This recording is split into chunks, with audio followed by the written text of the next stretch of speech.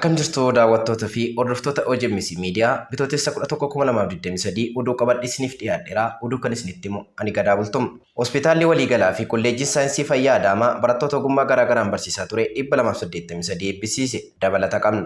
Hospitaalli waliigalaa fi kolleejjii saayinsii fayyaa Adaamaa barattoota ogummaa garaa garaan barsiisaa ture 283 eebbisiiseera. Bitootessa 11/2023 hospitaalli waliigalaa fi kolleejjiin saayinsii fayyaa Adaamaa barattoota ogummaa garaa garaan barsiisaa ture 283 marsaa 8ffaaf eebbisiisaa ooleera. Kolleejjiin saayinsii fayyaa Adaamaa erga hundaa'ee ogeeyyii fayyaa 1115 eebbisiisuun diiniin kolleejjichaa obbo Dirribaa Daggafaa eeraniiru. Guyyaa har'aas barattoota 283 marsaa 8ffaaf eebbisiisuu ibsuun akkasumas kolleejjichi qulqullina irratti xiyyeeffatee kan hojjetu ta'uu diiniin kolleejjichaa dubbataniiru. Eebbifamtoonnis ogummaa baratan ka'umsa godhatanii jireenya fi muuxannoo hojiirraa gabbifachuun hawaasa isaanii amanamummaan akka tajaajilan dhaamaniiru.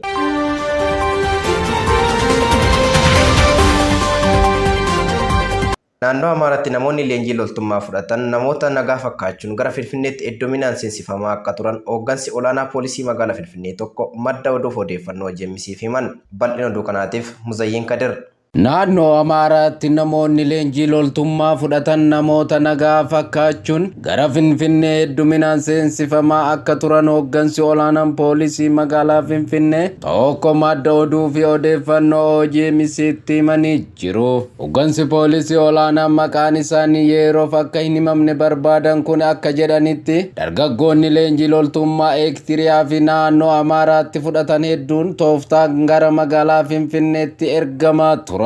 Namoonni leenjii loltummaa fudhatan kunneen namoota nagaa fakkaachuun hojiiwwan garagaraatti bobba'anii akka jiran eeraniiti jiru. Meeshaalee waraanaas hedduminaan magaalaa galchaa akka turan himanii jiru. Tibba darbe kabaja ayyaana Aduwaa waliin wal qabate hokkora cimaa magaalaa Finfinneetti kaasuuf yaaliin taasifamus ni yaadatama. Namoota hokkora kaasuuf yaalanii to'ataman keessaa hedduun isaanii naannoo Amaaraatti akka dhufan hooggansi poolisii magaalaa Finfinnee kun himanii jiru. Kuni osoo kanaan jiru bulchiinsa magaalaa Shaggar kutaa magaalaa Sulultaatti meeshaalee waraanaa seeraan ala to'atamuu qajeelchi poolisii kutaa magaalichaa beeksisee jira. Meeshaalee waraanaa kunneenis shugguxii Turkii 101 fi rasaasa 2964 kan to'ataman ta'uu eeramee jira. Meeshaaleen kunneen konkolaataa Effeesarii jedhamuun yaalee to'annoo seeraa jala ooluu qajeelchi poolisichaa addeessee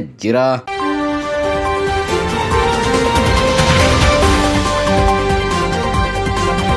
Dhaddacha duguuggaa sanyii Ruwaandaa sababa rakkoo fayyaatiin yeroof dhaabbachuu isaa ifoomsee jira. Dabalata qabna. Dhaddachi namticha duguuggaa sanyii Ruwaandaa bara 1994 raawwate olaantummaa qindeessuun shakkame Heegitti yeroof dhaabbate. Namni mana murtiitti dhiyaachuuf turan Felishaan Kaabugaa jaarsa ganna 90 innaataan waggoota 26 seera jalaa dhokatanii turuun isaanii ni yaadatama. Dhaddachatti dhiyaachuuf ennaa jedhan kanatti abukaattonni isaanii rakkoo fayyaa jaaruun dhufu dimenshaal waan qabaniif mana murtiitti fuuldura dhiyaachuun hin danda'an jechuun falman. Qaamni seerri dhimmi isaanii ilaalu The International Residual Mechanism for Criminal Tribunals hanga dhimmi fayyaa isaanii ilaalamutti adeemsa seeraa dhaabuuf waliigaleera. Daldalaan qabeenya guddaa qaban obbo Kaabugaan buufata raadiyoo qaban itti fayyadamuun warri saba Huutuu ta'an saba Tustii akka ajjeesan kakaasaa ture jechuun himatamu. Kanaanis haasaa jibbiinsa hamaa ta'e facaasuun duguuggaa sanyii kanatti ibidda qabsiise jedhamuunis ni himatamu. Kana malees namni kun qabeenya isaa guddaa 1970moota keessa horatee itti fayyadamuun garee ajjeestota warra Huutuuf mancaa yookaan qoncorraa biteeras jedhamee ni shakkama. Ta'us namni kun garuu himannaa irratti dhiyaate kana hundaa haalan ni haala. Obbo Kaabugaan baroota hedduuf seera jalaa miliqaa erga tureen booda bara 2020 keessa Firaansitti qabame. Qorattoonni Firaansi appaartamentii Paaris keessa jiru tokko keessa maqaa sobaan akka jiraachaa ture bira ga'uun to'atan. Namoonni yakka hamaa kana jala oolan ammaan dura akka jiranitti namni kun otoo ICC fuulduratti hin dhiyaatin du'e haqa akka dhabanitti akka lakkaan wadwaataa turaniiru.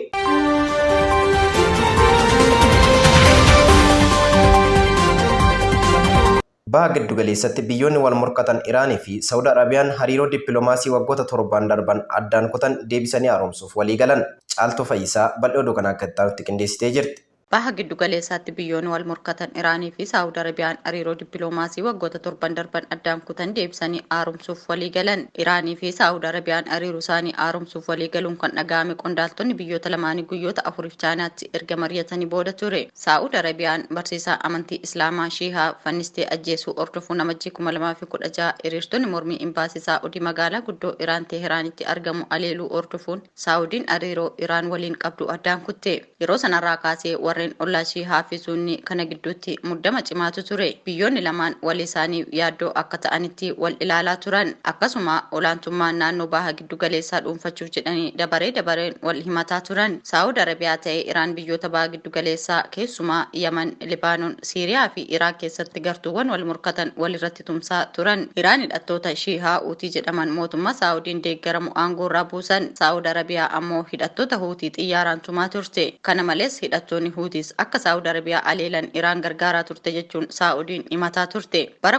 2019 diroonii fi misaayiliin giddu galeessaa oomisha boba'aa Saawudii haleelee ture. Aleellaan sun kan yeroo biroo raawwatame hundaa caalaa hamaa kan ture yoo ta'u oomisha boba'aa Saawudii jeequun badii qaqqabsiisee ture. Saawud Arabiyaa fi michuu Saawudii kan taate Ameerikaan aleellaa qaqqabe sanaaf Iraan balaaleffatan. Iraan garuu aleellaa sana qaqqabsiisuu aalaa turte. Kanaan dura biyyoota lamaan Iraanii fi Saawudii walitti araarsuuf yaalame hin milkoofne ture. Jimaata darbe kana garuu biyyoonni lachuu imbaasii isaanii ji'a lama keessatti deebisanii banuuf walii galan. Kanatti dabaluun hariiroo daldalaa fi nageenyaatiin qabaachaa turan deebisanii haaromsuuf jiru. Biyyoonni lamaan hariiroo isaanii haaromsuuf walii galuu Ameerikaan of eeggannoo waliin akkasumatti beeksiste. Waayit Haawusitti dubbii himaan dhimma tasgabbii biyyaalessaa Joon Kirbii muddamni naannicha ture akka qabbanaa'u tattaaffii taasifamuu gargaaraa turre jedhan. Barreessaa olaanaan dhaabbata biyyoota gamtoomanii UN Antooniyoo Guuteras waliigaltichi akka milkaa'u gartuu lamaan walitti fiduu irratti qooda qabduuf Chaayinaa galateeffatan. Guuteras nageenyi waaraa fi tasgabbiin naannoo galfiitti akka bu'u tattaaffii godhamuu deeggaruuf qophiidha jedhan karaa dubbii himaa isaaniitiin. Sagantaan gabbisaa niwukilaara ishee akka dhaabbatuuf dhiibbaa cimaan Iraan irratti akka godhamu waamicha dhiyeessaa kan turte Israa'el garuu dhimma kanarratti ammaaf yaada hin kennine.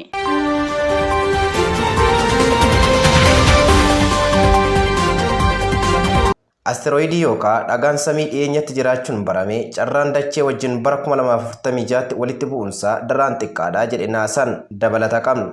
Dhagaan samii dhiyeenyatti jiraachuun barame gaafa guyyaa jaalalleewwan bara 2046 dachee qaqqabuu mala jedhe naasaan. Dhaabbanni qorannoo hawaa Ameerikaa kun kibxata darbe fuula Tooyotara isaa gubbaatti kan ifoomse yoo ta'u dhagaan samii kun tarii kan lafa rukutu yoo ta'e amma bakka bishaan daakaa dorgommii Oloompikiin jaaluu jedhe. Dhagaan samii kun tarii gaafa guyyaa jaalalleewwan yookaan Vaalantaayinn Dee bara 2046 lafa qaqqabuu akka danda'u naasaan shalageera. Asteroidiin hundaa caalaa lafatti dhiyaatee jiru kun kiiloomeetira miliyoona 1.8 dachiirraa fagaatee jira jedhe naasaan. Qorattoonni ammas taanaan ragaalee barbaachisoo sassaabutti kan jiran yoo ta'u ragaaleen kun tarii wanta raagame kanallee geeddaruu maluu jedhan. Asteroidiin kun maqaa masoo bara 2023 DW jedhamu kan argate yoo ta'u carraan lafa wajjin walitti bu'uun isaa 560 keessaa tokko qofa jedhe dhaabbanni qorannoo hawaa Ameerikaa.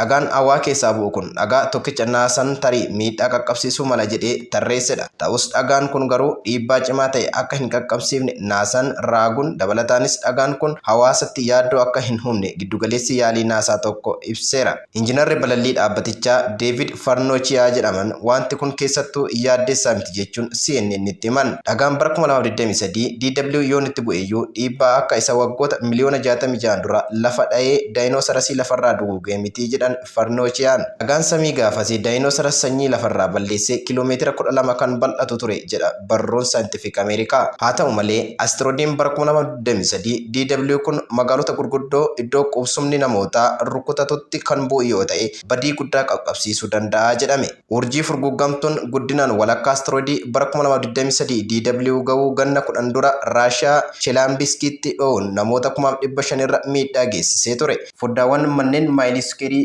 200 irratti argamanis unkuteessee turuun isaa ni yaadatama. Asteroidiin dacheetti bu'uuf carraan qabu akkaan bicuu ta'us garuu saayintistoonni akkaatii taateen akkasii yoo mudateef jedhanii waggootaaf of qopheessaa turan. Asteroidiin dacheetti bu'uuf carraan qabu akkaan bicuu ta'us garuu saayintistoonni akkaatii taateen akkasii yoo mudateef jedhanii waggootaaf of qopheessaa turan. Onkololeessa darbe kanayyuu naasaan yaalii Double Asteroid Redirection Test jedhu gaggeessuun asteroidii bicuutti beekaadhuma xiyyaara samiitti buusuun daandii isaa jijjiirsisuu danda'aniiru.